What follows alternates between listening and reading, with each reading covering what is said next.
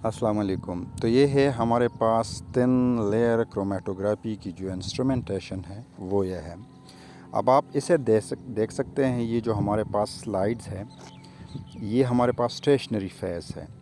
इसी slide actually ये दो चीज़ों से बना होता है। एक हमारे पास इसमें जो ना सॉलिड सपोर्ट होता है, जो मतलब सॉलिड सपोर्ट कोई भी ग्लास हो सकता है या कोई भी मेटल हो सकता है या कोई भी हमारे पास प्लास्टिक होता है, जिसके ऊपर हम क्या कोट करते हैं स्टेशनरी फेस को। वो स्टेशनरी फेस हमारे पास या कोई एलुमिना जेल हो सकती है या हमारे पास सिलिका जेल हो सकता है। ठीक है जी, उसकी सोल्यूशन होते हैं, हम इसके ऊपर कोट करते हैं और थोड़ी देर के लिए हम उसको जो है ना धूप में रखते हैं ताकि वो क्या हो जाए, वो ड्राई हो जाए। ठीक है जी, तो ये preparation of stationary phase over the solid support हो जाता है, मतलब हमारे पास स्टेशनरी फेस बन जाएगा।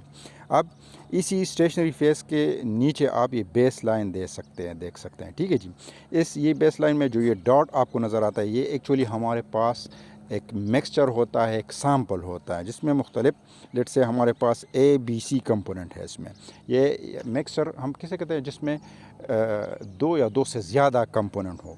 ठीक है जी, तो उस चीज़ को हम मिक्सचर कह सकते हैं। अब इसी मिक्सचर ये जो सैंपल है, हमने इसी इंजेक्शन के थ्रू या माइक्रोपिपेट के थ्रू हम इसको अप्लाई कर सकते हैं। इस पर छोटा सा उस सैंपल का एक छोटा सा डॉट हम यहाँ पर अप्लाई कर सकते हैं, जिसको स्पॉट कहते हैं हम। छोटा सा स्पॉट हम माइक्रोपिपेट के ज़रिए ले सकते हैं या इंजेक्शन के थ्रू ले सकते हैं या कैपिलरी ट्यूब के थ्रू। और इस बेस लाइन पे जो स्टेशनरी फेस के बेस पे हमने पेंसिल के साथ जो है ना ड्रा किया होता है, उसको यहाँ पर अप्लाई करते हैं। अब ये जो आपको बीकर नज़र आता है, इसमें हमारे पास क्या है, इसमें हमारे पास मोबाइल फेस है। हम इस स्टेशनरी फेस को इसी मोबाइल फेस में इतना डिप करेंगे ताकि ये जो इसका बेस लाइन है इससे नीचे होना चाहिए या इसी बेस लाइन तक होना चाहिए, लेकिन इससे ऊपर नहीं होना चाहिए। ठीक है जी, अब हमने इसको डिप किया और फिर कुछ देर के लिए जो है ना कैपिलरी एक्शन के थ्रू ये क्या करेगा, ये इस जो सॉल्वेंट है ये कैपिलरी एक्शन के थ्रू इसको असेंडिंग अंडर में ये एब्जॉर्ब होगा और ये जो है ना ऊपर जाएगा इसी तरह। सही ना? तो इसके बाद आपको ये नज़र आ रहा है, जो ही हमने इसको रन किया तो ये कुछ टाइम के बाद कुछ कंपोनेंट मतलब आपको नज़र आएंगे। अगर नेक्ट आई के साथ आपको नज़र नहीं आएंगे तो फिर आप जो है ना उसके लिए आइडेंटिफिकेशन लाइट जो मतलब हमारे पास UV लाइट है उसके थ्रू आप इसी तरह डॉट आपको नज़र आएंगे। अब ये जो आपको ब्लू एरिया नज़र आ रहा है ये एक्चुअली सॉल्वेंट है।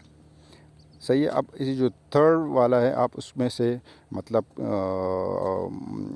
कंपैरिजन कर लें तो जो ब्लू एरिया है ये सॉल्वेंट प्रिंट हम इसको कह सकते हैं, या मतलब ये वो सॉल्वेंट है जिसमें हमने जो है ना स्टेशनरी फेस रखा है, उसके ऊपर जो है ना वो मोबाइल फेस रन किया है और ये मोबाइल फेस का मतलब इतना फासला उन्होंने क्या किया है, ट्रैवल किया है या इतना डिस्टेंस ने कवर किया है। अब इस पर कुछ जो कंपोनेंट थे, एक कंपोनेंट था उसने इतना डिस्टेंस कवर किया है बेस लाइन से।